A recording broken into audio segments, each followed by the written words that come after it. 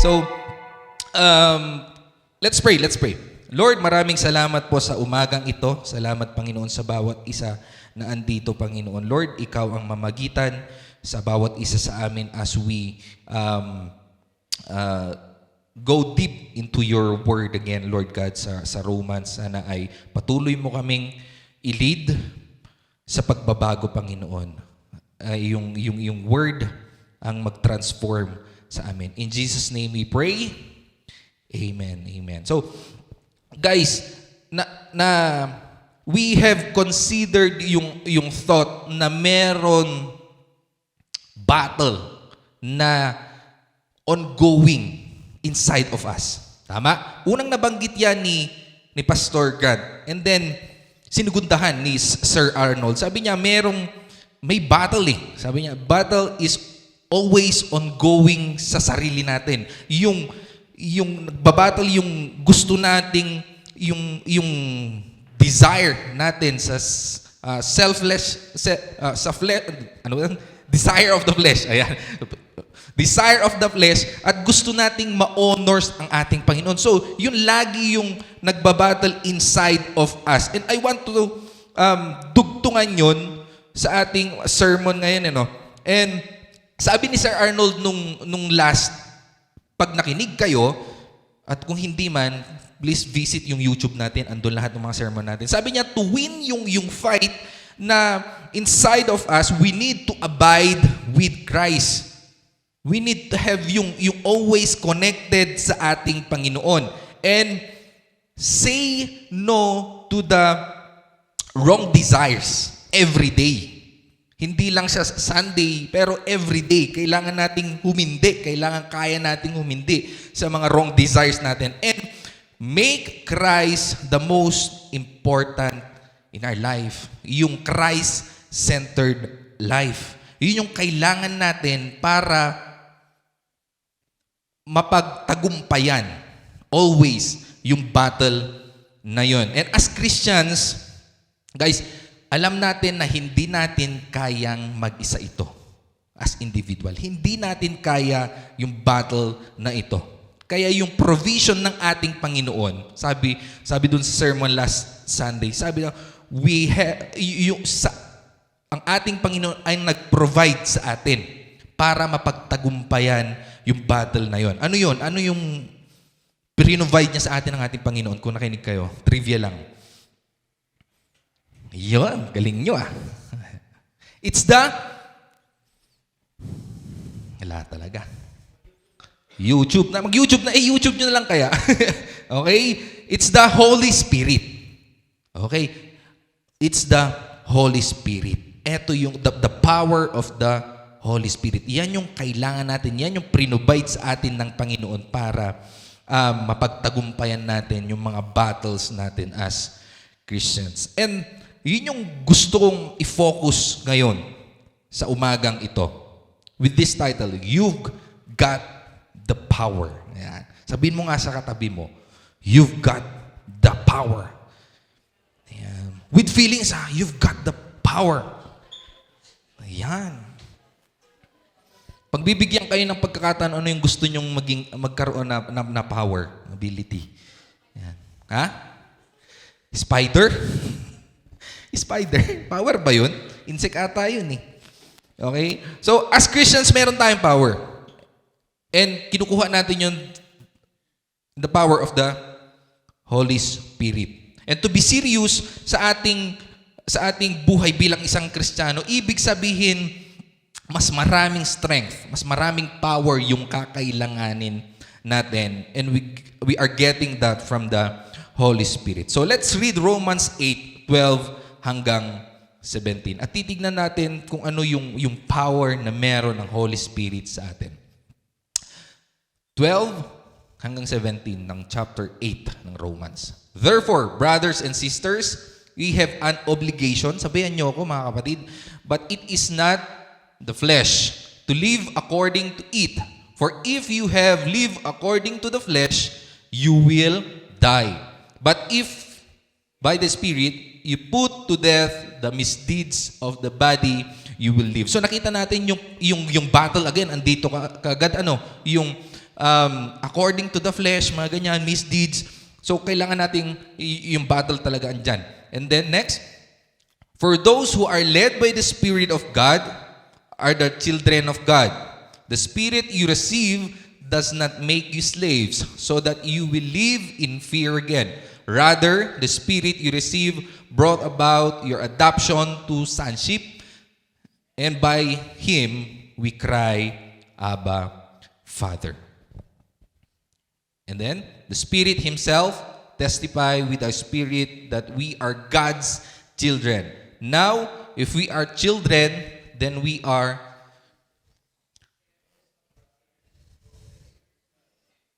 if indeed we share in this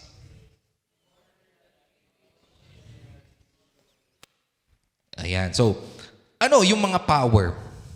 Ano yung power natin?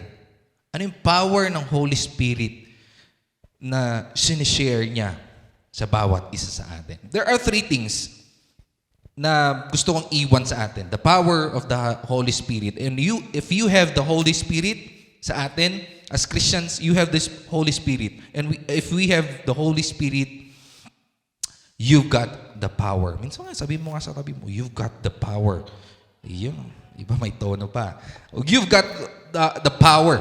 Okay? Paano to? 3 bagay. Number 1 is, you've got power when you obey. I've got the power when I obey. Ayan. Si Paul, sa verse 14, sabi niya, you are being led by the Spirit. And it means, the Spirit guides us sa in making decision. But the main point dito, yung sinasabi ni Paul is, he is guiding us to stop yung doing wrong sa buhay natin, yung magkamali, yung magkasala bilang isang Kristiyano. So as a believer, as a Christian, ayaw naman natin na i-allow or i-accept na magkasala tayo, di ba? Yun yung ayaw nating mangyari. Ayaw nyo ba? Amen. Di ba? Ayaw nating mangyari. And we need to stop that na mangyayari sa buhay natin. And syempre, yung Holy Spirit yung tutulong sa bawat isa sa atin. Yung Spirit, ito yung isang trabaho niya, isang role niya sa buhay natin is yung to guide us to remove yung mga bad habits, mga bad reaction, mga bad words, mga bad treatment sa bawat isa sa atin. Kailangan, yun siya yung nag-guide sa atin para ma-eliminate yung mga bagay na yon sa buhay natin. And the Holy Spirit is always active. Always active para tulungan tayo sa bagay na to. And the Holy Spirit is always guiding us. Always guiding us. Mahalaga na alam natin to. He is always guiding us, not just pag Sunday. Ayan. Hindi lang siya Sunday, pero every day. Hindi tayo gina-guide ng ating feeling natin, gina-guide tayo pag okay ang lahat. Pero kahit na hindi okay ang lahat, He is always guiding us. Even when kaharap natin ang temptation, He is guiding you. Para hindi mag-tempt, pero para iwasan yon. And every challenges, the Spirit is always guiding us. We are guided by the Holy Spirit. Paano ba tayo gina-guide ng the Spirit? Okay, may mga bagay dito na titignan natin. Okay, how the Spirit guides us. Okay, nasa projector natin yan. Number 1 is personally. Personally, He guides us personally. Ibig sabihin, alam niya yung mga weaknesses natin. Alam niya yung mga tinatago natin.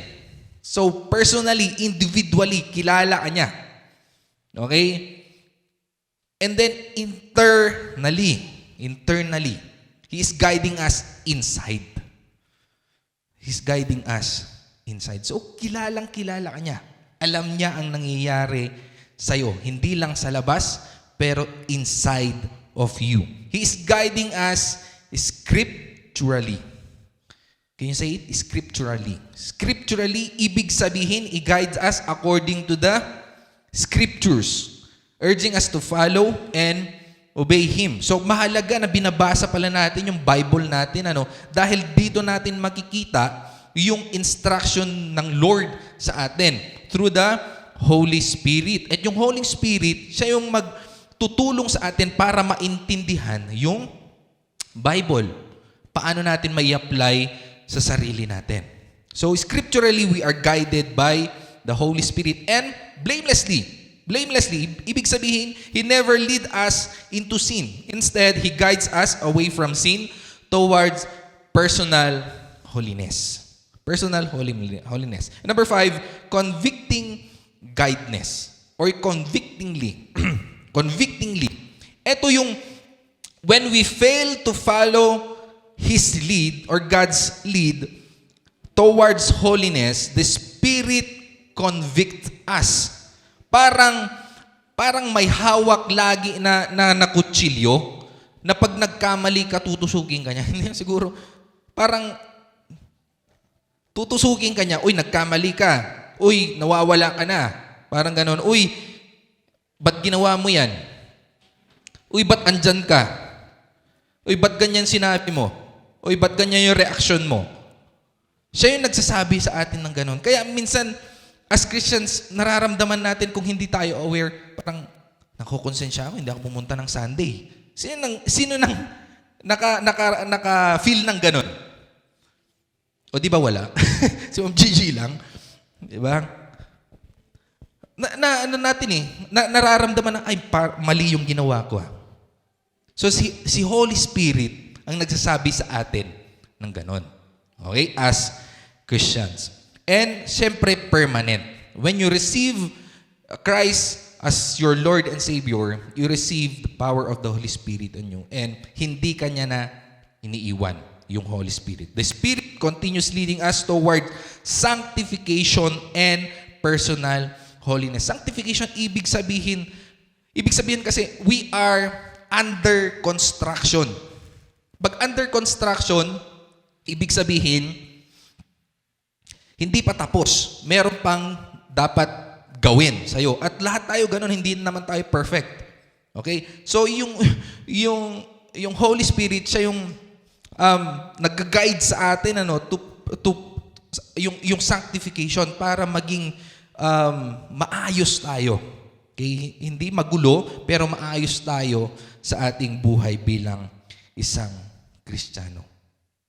So from inside out, may ginagawa ang Holy Spirit sa atin. And let's just be aware yung ginagawa sa atin ng Holy Spirit. Alam niyo mga kapatid, hindi natin kailangan na ipag-pray, na i-lead tayo ng Holy Spirit. The question is, are you following His leading? Are you following Him? Are you being submissive or obedient? Di ba? Or following Him every day sa buhay mo? Alam natin na nililid tayo ng Holy Spirit. Pero the question is, sumusunod ba ako? Remember, you have got the power when you obey. You've got the power when you obey. Pag hindi ka nag-obey, ibig sabihin, wala kang power, di ba? Alam naman natin yon. So, we need to obey. We need to follow. Are you following Him every day or Sunday lang? Or pag may fellowship lang? So, are you following Him only when things are okay, masaya ako? Di ba? So, I need to go. I want to go. Di ba? Are you following Him? Kasi kailangan na. Kasi desperado ka na. So, kailangan ko ng sumunod. Kailangan ko ng pumunta kasi desperate ka na. But are you following Him? Are you following Him pag andyan na yung mga temptation? Andyan na yung mga testing. Andyan na yung mga challenges. Who are you following? Are you following the Holy Spirit? Hindi question yung ililid tayo ng Holy Spirit. The question is, are you following Him? You've got the power when you obey. He is active. Tayo active bang mag-follow? Diba? We should praise God for the Holy Spirit guidance. Without it, we would like be stuck or even backward in our Christian journey. Pag hindi natin fina-follow ang Holy Spirit, ang mangyayari sa atin, ma-stuck tayo, dito na lang tayo. Hindi tayo mag-grow. At ang malala, baka aatras pa tayo. At very practical nating nakikita ang mga bagay na to. Once na nag-stop tayo following the Holy Spirit, ano mangyayari sa atin? Dito na lang. For example, going to church. Isa lang, isang Sunday lang. Hinayaan mo, hindi muna ako pupunta. The next, ganun ulit. Hindi muna ako pupunta. Ngayon lang naman eh. Hanggang sa mawala na yung desire ng puso mo na pumunta. At dahil hindi ka na pumunta, wala ka ng connection, anong mangyayari sa'yo? Mawawala na lahat. Parang kakalimutan mo na din yung mga tao doon sa church. Di ba? Backward.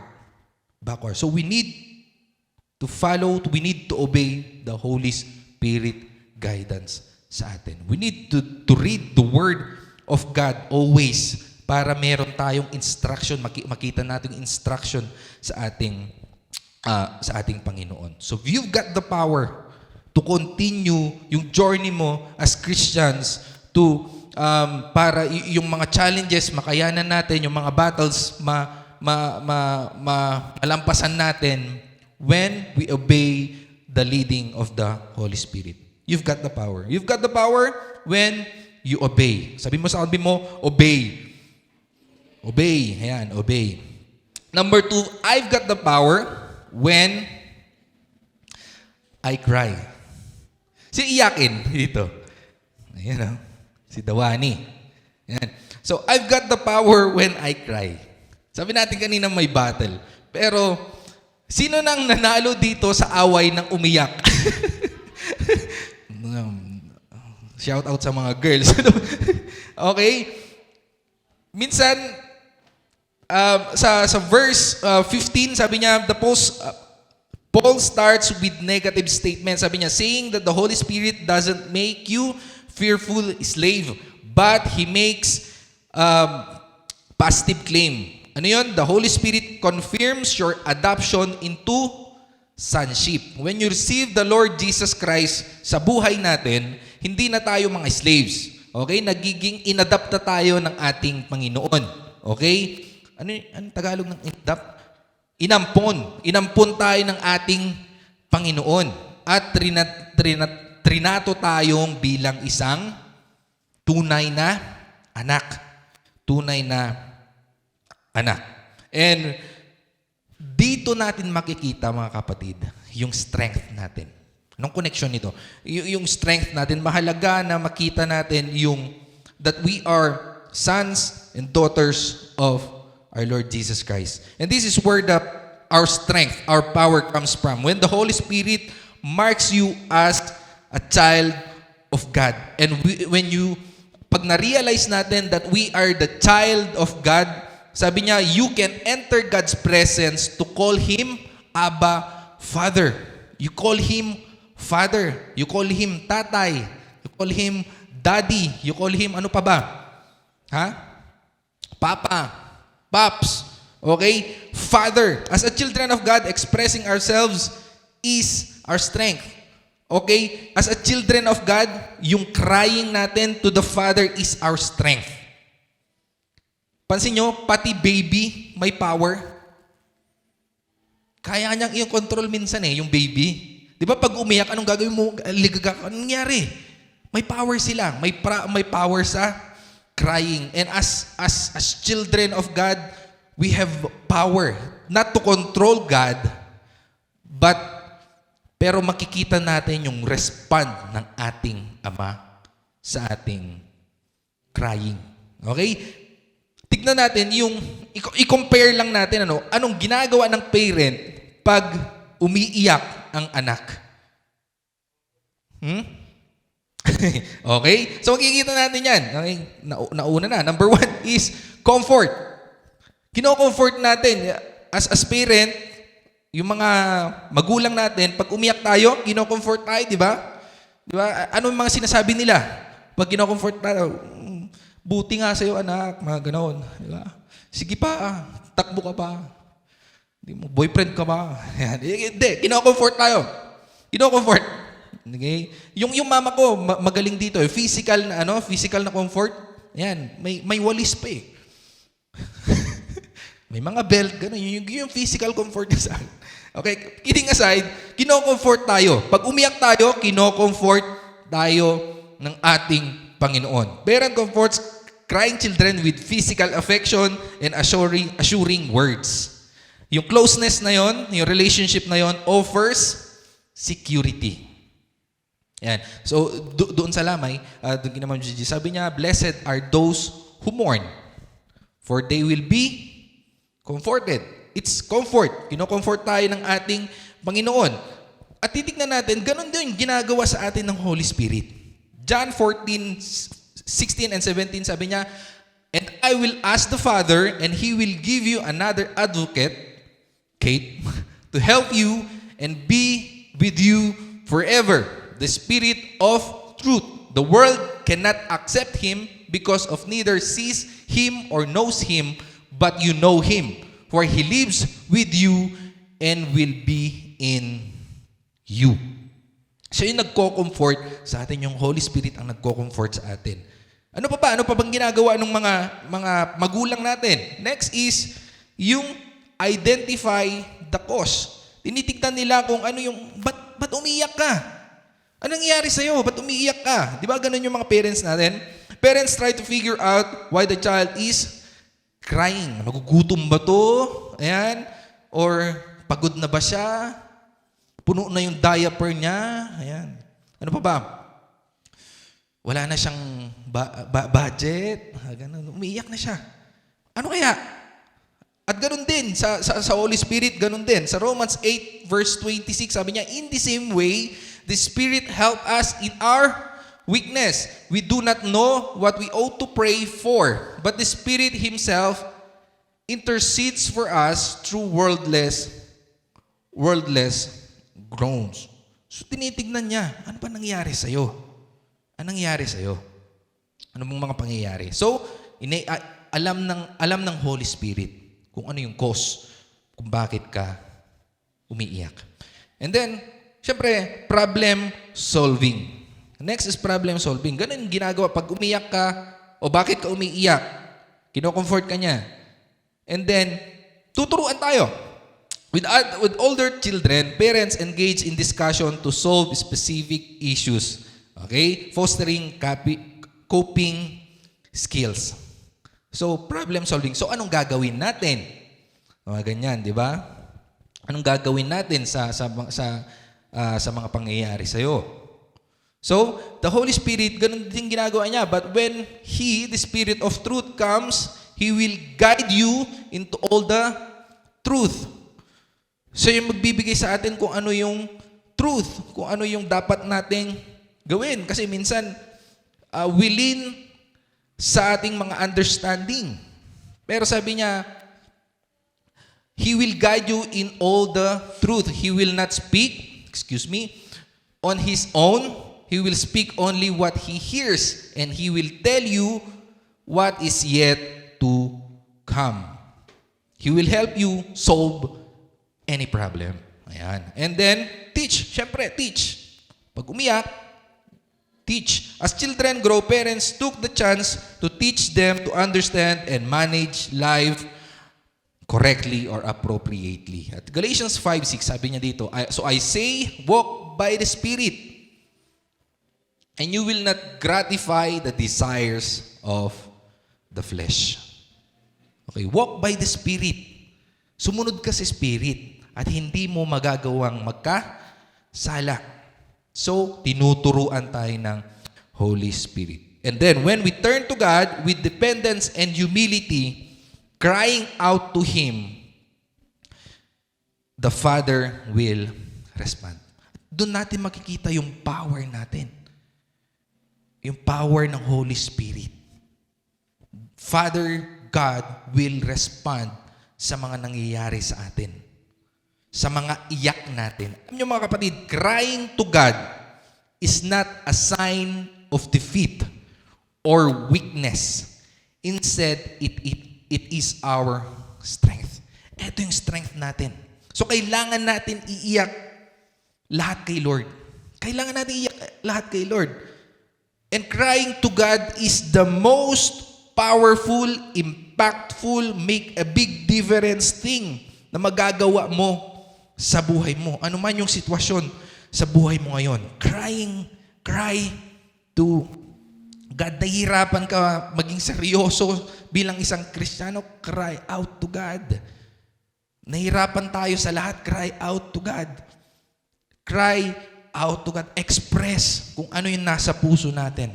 Crying is a sign of dependence, humility, and recognition for our need sa ating Panginoon. Kasi sinasabi natin when we cry sa ating Panginoon, Lord, my strength is limited, but I depend on your strength.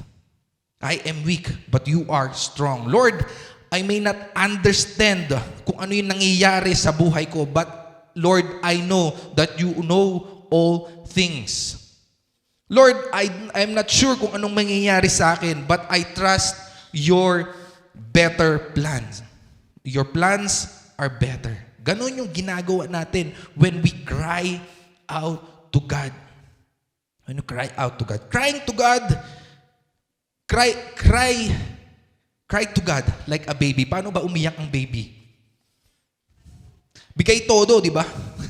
So bigay todo din tayong umiyak sa ating Panginoon, knowing that He is our Father and He is listening to us. Ibuhos natin ang lahat sa ating Panginoon through prayer and praise. Pag nagpe-pray tayo, hindi lang yung parang minememorize natin yung mga words. Okay, Lord, bless our food. Amen. Hindi lang ganun. Ang gusto niya, i-pour out mo kung ano man yun. Kahit ano. Okay? Susubukan natin yan. Sa mga susunod na mga araw, we will pray. At during those prayer times, ibuhos mo ang lahat sa Kanya. And He will answer. Remember that He is your Father. He is your Father. Lahat. And praise. Cry out to God with praise. Pag praise time, yan. Pagkanta, huwag ka lang kanta ng kanta.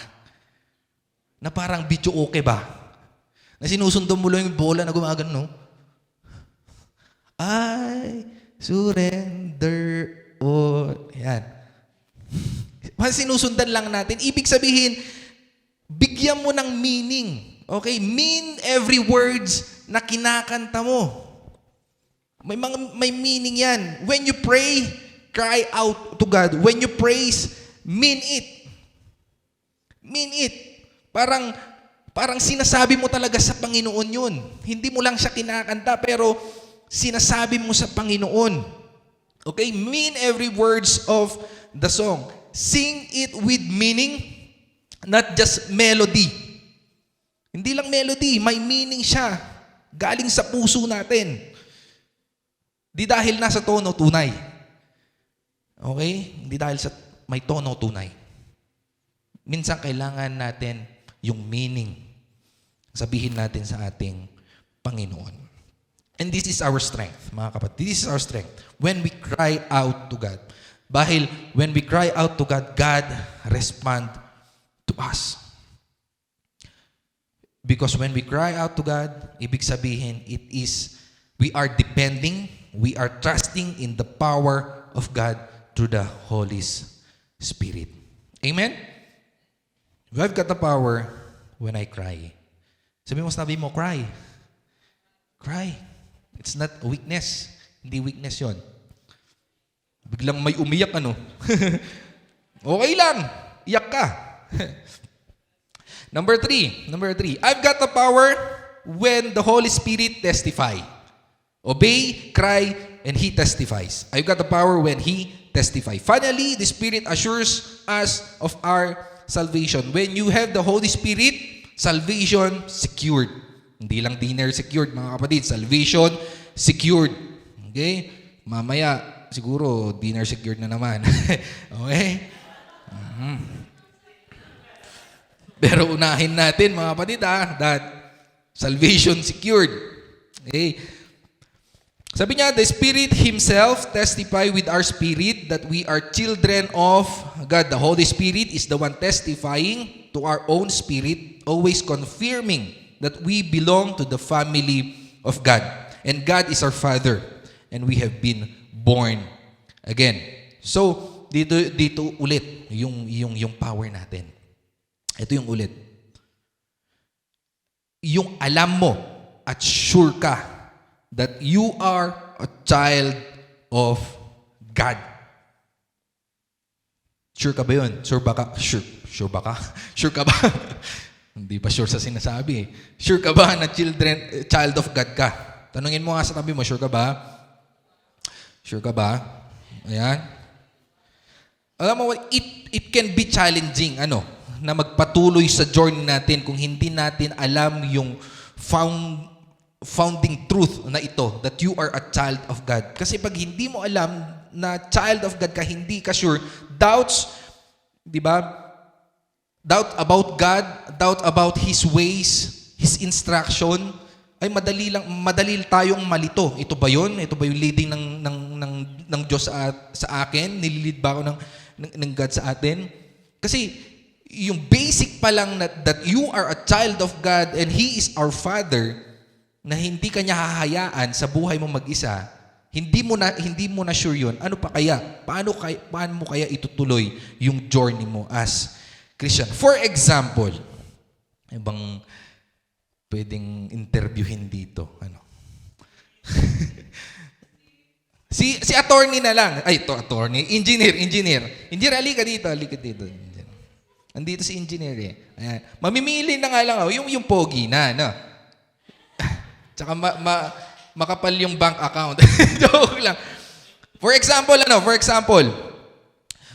engineer, anong pangalan mo? Johnson. Sure ka ba? Di ba taga saan ka? Urdaneta. Sure ka ba? Hindi rin. Single? Sure, syempre. Wala lang. Okay guys, imagine nyo si engineer, hindi niya alam ang pangalan niya, hindi niya alam kung taga saan siya, hindi niya alam kung single siya or may relationship pa siya, hindi niya alam. Anong tawag sa kanya? Ha? Alien. Pwede rin, pero anong tawag sa ganun? Yung minsan nalilito ka, ha? Unsure. Man. May lagi tayong sinasabi minsan yung madaling malito, tapos, yung natutulala lang ganun. Lutang. Coming from you talaga, sister, Lutang.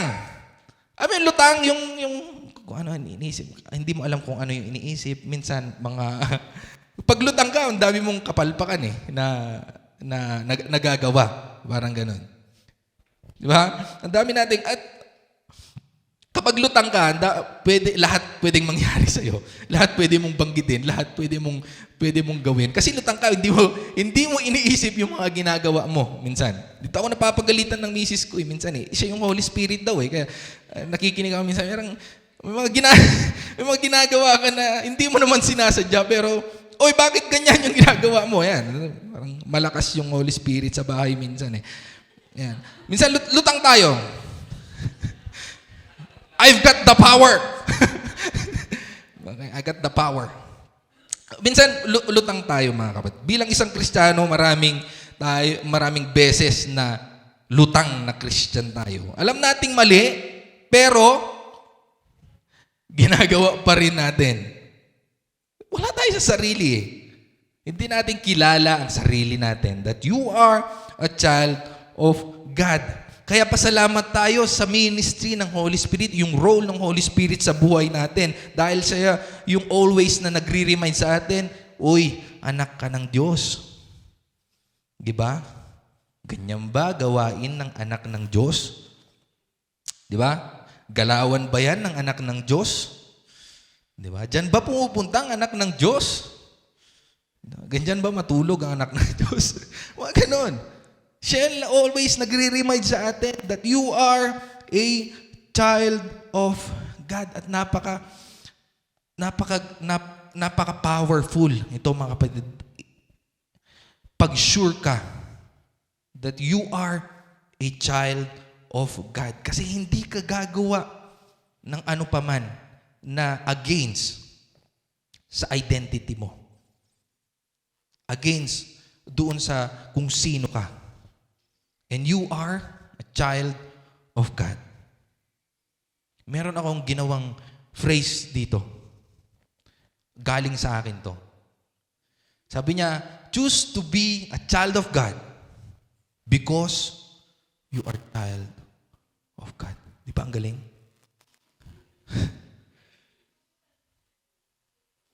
Hindi, gusto ko lang na mas maintindihan natin. Tatatak sa puso natin that you are a child of God. Ano man actions gagawin mo, ano man behavior, you are a child of God. Choose to be a child of God because you are, hindi nyo pa kuha, di ba? Uulitin ko pa. Choose, ganito ang Holy Spirit. Choose to be a child of God because you are a child of God. And a child of God, choose to be, because, and a child of God,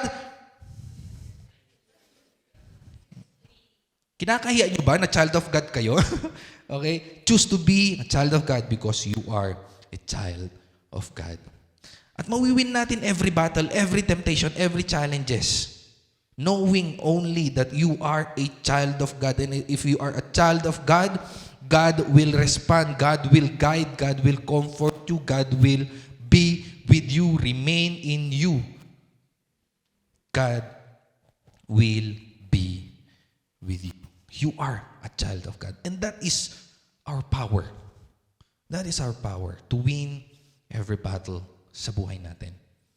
When you obey the leading of the Holy Spirit, when you cry out to God with dependence and with trust, and knowing that you are a child of God, you are listening to this testimony of the Holy Spirit in your heart. You've got the power. Amen, mga kapatid? Amen. Let's pray. Lord, maraming salamat sa umagang ito, Panginoon. Salamat sa strength, sa power na binigay mo sa amin, Panginoon. At we believe, Father, hindi namin makakayanan na mag-move forward bilang isang Kristiyano sa journey namin kung wala ang guidance, kung wala ang power ng Holy Spirit sa amin. Holy Spirit, be with us. Holy Spirit, guide us. In Jesus' name we pray. Amen.